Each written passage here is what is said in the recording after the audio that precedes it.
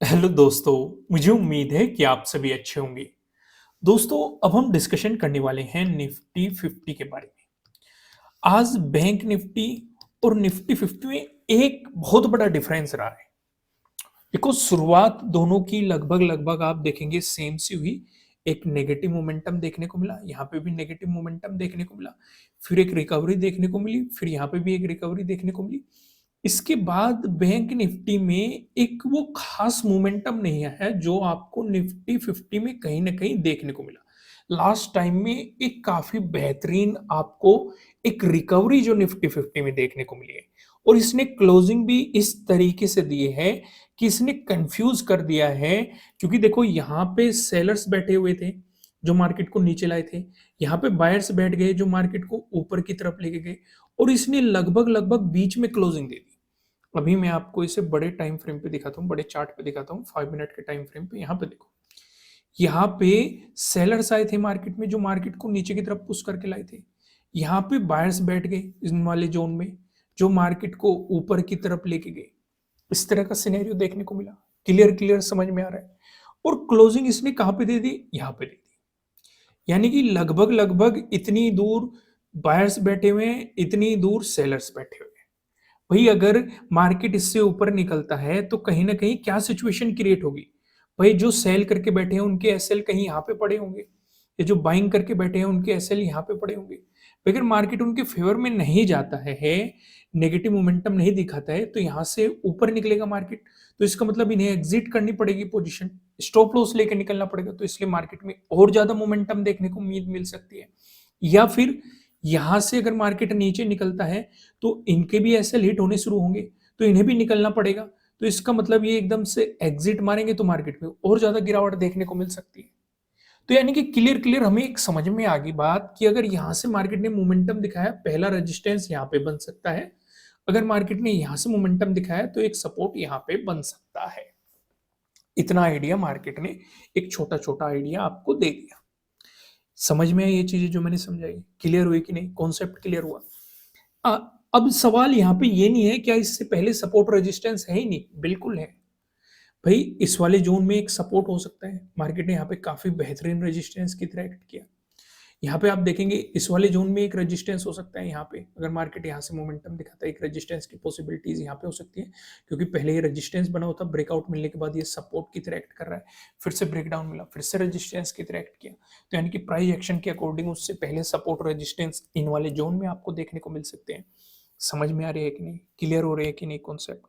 हमारे लिए जरूरी क्या था? जरूरी ये था कि अगर 21,500 से नीचे प्राइस सस्टेन हो जाता तो हमें और भी नेगेटिव मोमेंटम देखने को मिल सकता था।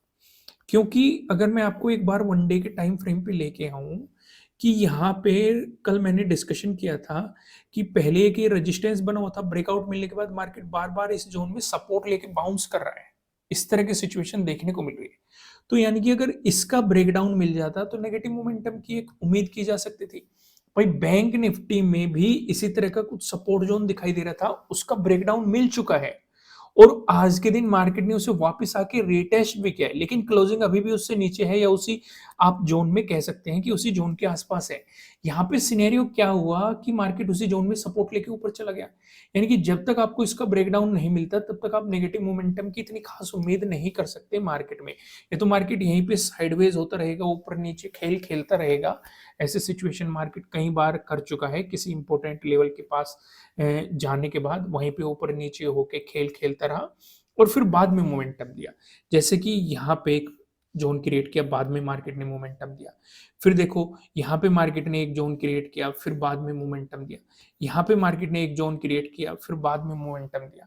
तो ऊपर की तरफ आएगा या नीचे की तरफ, वो एक अलग सिचुएशन है, लेकिन फिलहाल मार्केट का बिहेवियर समझना थोड़ा सा ज्यादा जरूरी हो जाता है हमारे लिए, कि आपको किस तरीके से ध्यान रखना चाहिए या क्या ऑब्जर्वेशन आपको करना चाहिए। चीजें क्लियर हो गई क्या? अब मैं आपको सीधा 15 मिनट के टाइम फ्रेम पे लेके चलूं।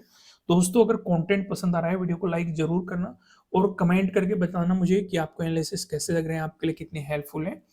आइए फिलहाल हम 15 मिनट के टाइम फ्रेम पे सिचुएशन समझते हैं निफ्टी 50 की।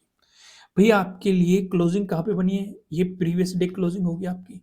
यहीं पे आपका प्रीवियस डे हाई भी है, और क्या इंपॉर्टेंट है ये आपके लिए, प्रीवियस डे लो हो गया। और क्या इंपॉर्टेंट है, ये वाला जोन काफी इंपॉर्टेंट है 21,500। और क्या इंपॉर्टेंट है आपके लिए, और इसे भी आप आगे एक्सटेंड करेंगे। ये एक रेजिस्टेंस जोन है जो सपोर्ट रेजिस्टेंस की तरह एक्ट कर रहा है, पहले से ड्रॉ करते हुए आ रहे हैं, आप इसे भी आगे की तरफ ड्रॉ करके रखेंगे। ये चीजें क्लियर होगी। दूसरा, ये वाला जोन क्यों इंपॉर्टेंट है वो मैंने आपको 5 मिनट के टाइम फ्रेम पे समझाया था। ये वाला जोन क्यों इंपॉर्टेंट है ये भी मैंने आपको 5 मिनट के टाइम फ्रेम पे समझाया था, लेकिन एक हल्का सा आइडिया मैं यहाँ पे भी दे देता हूँ कि एसएल पड़े हुए हैं, यहाँ से सेलर्स एक्टिव हुए थे तो उनके एसएल यहाँ पे पॉसिबिलिटी हो सकती है, पड़े हो सकते हैं, जो पोजीशन बना के बैठे हैं, जो यहाँ से बायर्स एक्टिव हुए हैं उनके एसएल यहाँ पे पड़े हो सकते हैं, पॉसिबिलिटीज हो सकती है।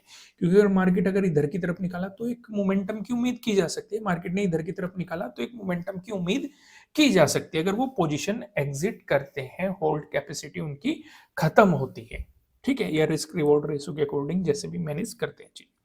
आइए अब एक एक चीज को स्टेप बाय स्टेप समझते हैं।